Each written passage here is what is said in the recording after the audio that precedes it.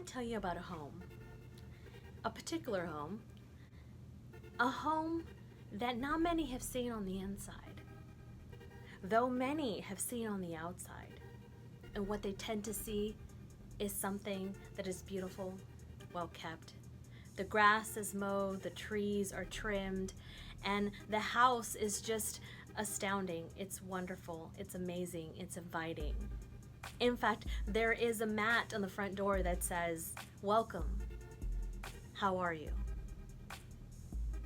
Something different about this house, though.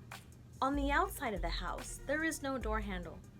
You cannot come in from the outside. You can only be let in from the inside. The person that keeps this house has a variety of different rooms. One of the rooms has all the memories that she has ever had, the good, the bad, and the ugly of growing up in life. There's even emotions that have been boxed up and put away. There's been different behaviors and different things that she has gained and lost, and they're all in there. There's also another room that has hopes and dreams, and maybe one day this and one day that. And some of those, it's not necessarily an inspiring room, but all the shoulda, coulda, wouldas I wish had happened.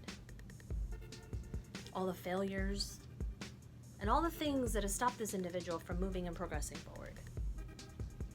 There's some good memories, there's some good things in there. But what she remembers most is how she portrays the room to be. There's another room. It's an intimate room that not many people get to see, and even those who have been invited into the house have not been into this small room. This small room are things about herself she has never told. Things that she may be embarrassed about, shamed about, things that are very intimate. She may know about it, and very few have seen, very, very few. For those who are able to go inside, they do get to sit in that living room and be able to converse and enjoy, and they only see the beauty in which that is in that little area. Sure, there's a few things a little out of place, but nothing to alarm them had they not seen the rooms. There's another room. It's actually a basement. It's very dark, very cold. And things that are kept there are secrets and things of the past, of trauma and scary things that no one should ever see or ever know. In fact, it's hard to understand why this individual will carry those things, but they have, and though they've packed away and hidden and closed the door and locked it, this is still something that is still kept in memory every time she passes that door. There's a knock on the door. This knock has come time and time again, and yet the door's never opened until one day. One day, she opens the door. It was Jesus himself. And even though she opened the door, she still had a decision to make whether she wanted to invite him in to her personal space, her heart, to the very core of who she is, because if she invites him in, he will see all the things that she has carried, she has remembered, and she has known. What she has failed to realize is he already knows all these things, but he wants to come in and restore, and the only way he can restore is if she lets him in. When she lets him in, things change. It is though his presence has brought light and hope and excitement. It is this very opportunity to see something new again, come alive again. And the things that were dead were now coming back to life. This is such a great chance and opportunity for restoration to begin, but there are a few things that we need to go through. In fact, she needs to go through some of these boxes, some of these very things, these dreams, these letdowns, these things that have caused hopelessness. She needs to go through these very things with Jesus so that he can restore those areas in her life, because she cannot hold the old and the new at the same time. She has to let go the old to receive the new. It's time.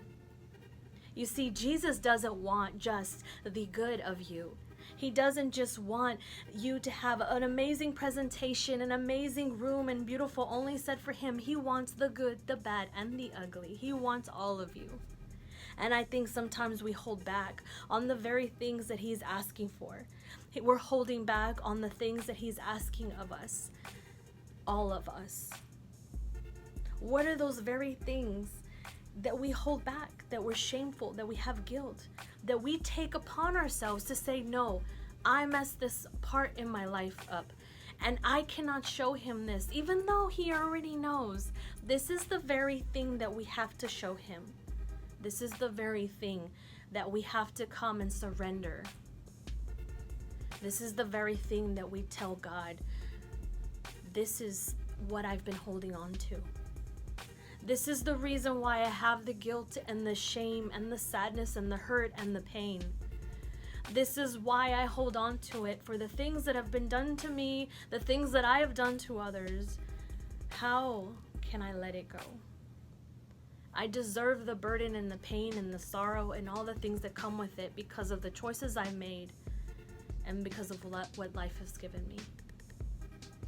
But we failed to realize that God is bigger, that he sent his only begotten son to die on the cross so that we can have an opportunity to take Jesus room to every place and nook and cranny that we have in order to have the opportunity to be restored and renewed. This is such a great opportunity for God to do something new in our lives. It's time to let go and say, God, forgive me. Forgive me for the choices that I have made. Forgive me for the sin and the hate and the anger and the things that I've held on to that I should have let go. Forgive me, Father God. Forgive me for the things that I've said and done and the people that I've hurt. Forgive me. I surrender to you. I forgive those who have hurt me. I want to let it go, because if I hold on to it just because it's proof that they did these very things, and if I let it go, then it shows no proof of what they did to me. But that's a lie. It's time to let it go. It's time to rise up and rise above and let it go, because in order for God to restore the very thing that you're hoping for, if you want a restoration to happen, you have to let it go. Is it easy? No, it's a work in progress.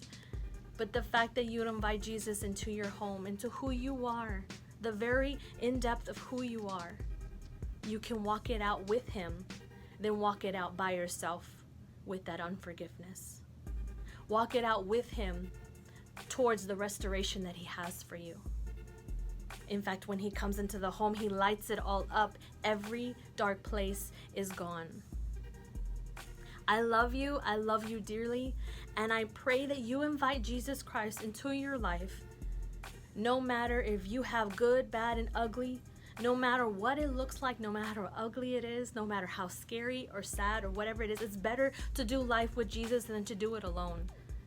Forgiveness is not just about what others have done to us, but it's our opportunity to surrender and let go and say, God, forgive me. Come into my life. So I leave you with this. We all have a home that is scary, and that's things that we wish we never had happen to us, things that we wish we never did. But invite them into your home, into your life. And all you have to do is accept him as your personal Lord and Savior. You say, Jesus, I love you. I accept you. Come into my life. Change me. Show me your ways. I know you've died and rose on the third day. I know that God the Father sent you down to die for us, to die for me. I want you in my life. Show me your ways. Show me your word, your promises, and your love. Give me your peace that surpasses all understanding. Make a way where there seems to be no way, and show me and guide me and protect me. I accept you into my life, Jesus, and I thank you for your mercy and your grace. Forgive me of all of my sins, all that I have done, and I pray and ask it in Jesus' name. Amen.